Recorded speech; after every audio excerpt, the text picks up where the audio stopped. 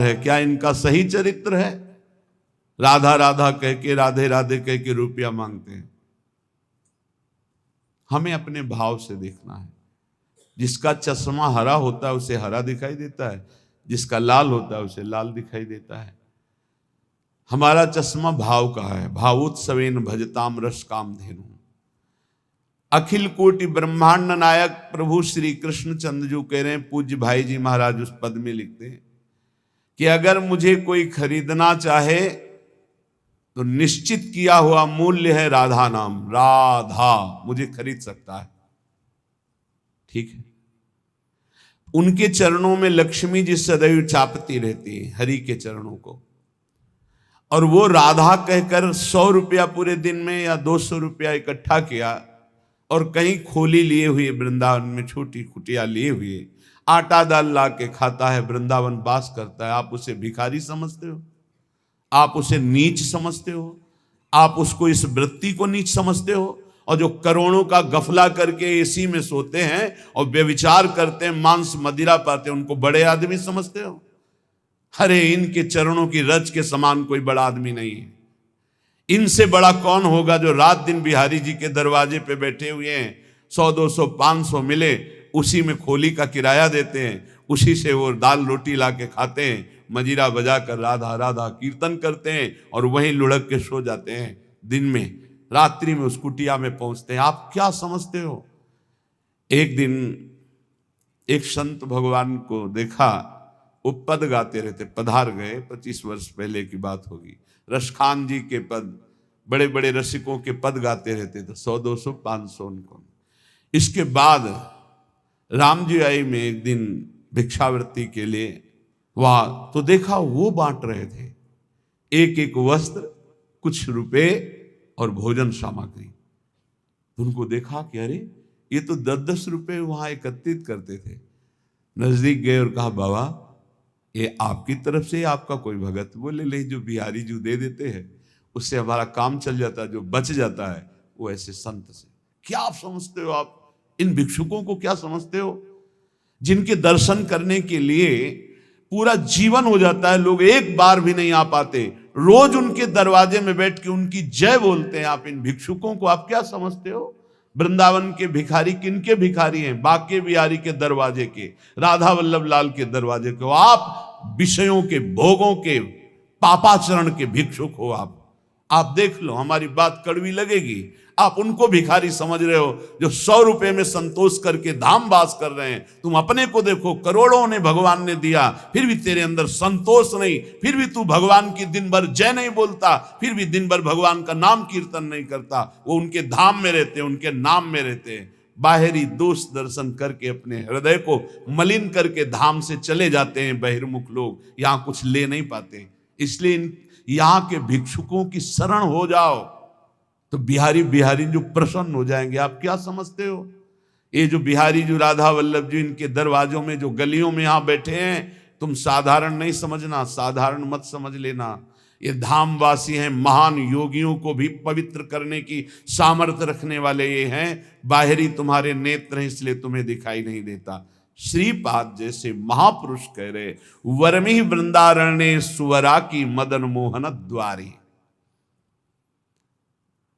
एक माई को देखते हैं, विदेशी माई है, 2500 कुत्तों को यहाँ के दूध, डबल रोटी, बिस्कुट, रोज उसके चरणों में प्रणाम करते हैं। जब दृष्टि पड़ती है, धन्य है माई, तेरा जन्म तो कहीं विदेश में हुआ, पर बिहारी जी की असीम कृपा है कि इन परम हंसों का तो सेवन कर रही।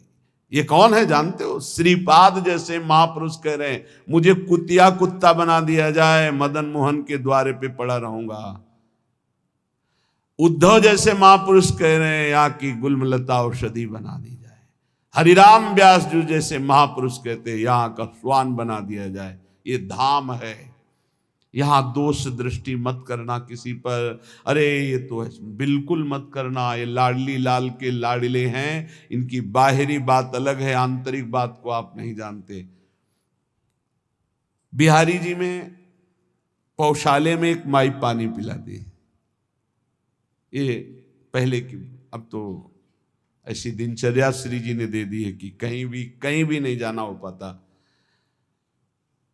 एक दिन फूल बंगला बना, वो 22 संतों को एक एक 2-2 रुपया और एक एक सेव ऐसे बांट रही थी।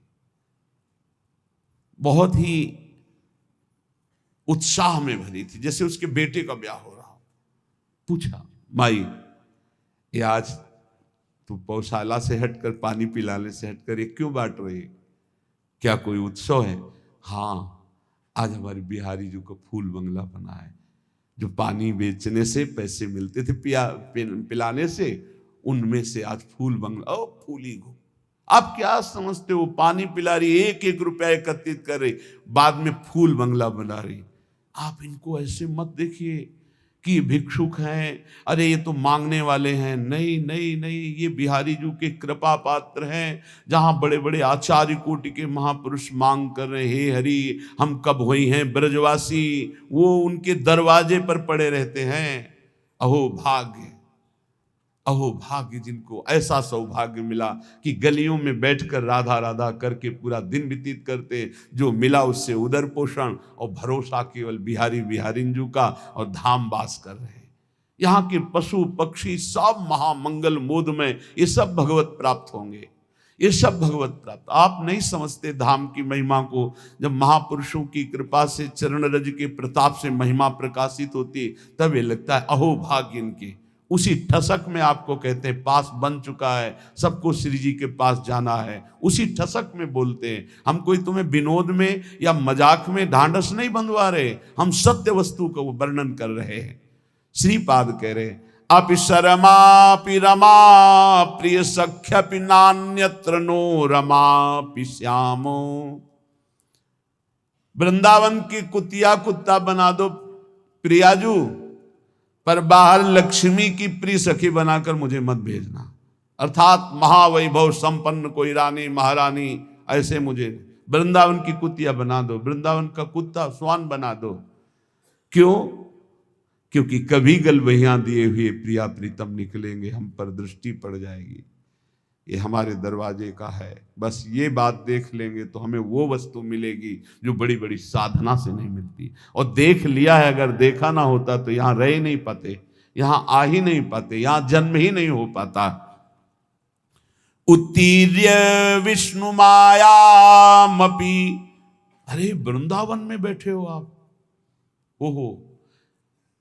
कभी कभी एकांत में जैसे से चिंतन, वृंदावन धाम में आह्लाद ही आह्लाद से हृदय भर जाता। कितनी अपार कृपा। कहां नारकी क्षेत्रों में प्रकट होने वाले जीव, और कहां परम धाम वृंदावन में जीवन व्यतीत हो रहा है। ओहो कैसी अपार कृपा। नारकी इसलिए बोला जहां ना राम कृष्ण हरि की कोई शुद्ध ही नहीं, केवल रुपया, केवल भोग सामग्री, केवल लड़का बच्चा परिवार, हमें भगवत प्राप्ति करनी, भजन करना है, मानव जीवन का क्या लक्ष्य, कोई शुद्ध ही नहीं है। तो जिन हरि भगति हृदय नहीं आनी, जीवित सब समानते, मुर्दे के समान जीवन व्यतीत हो रहा है। नारकी गतियों की प्राप्ति होती है। उत्तीर्ण विष्णु मायामपि, धाम में जो वास करते हैं विष्णु माया से उत्तीर्ण हो जाते हैं। आनी है, ये आनी है, धाम की मर्यादा है, ये महिमा है। यहां जो वास करते हैं भगवान की माया से मुक्त हो जाते हैं। धाम का प्रभाव, यहां की रज का प्रभाव। एक बार सत्संग में सुनाया था, एक बहुत बड़े ज्योतिषाचार्य अपने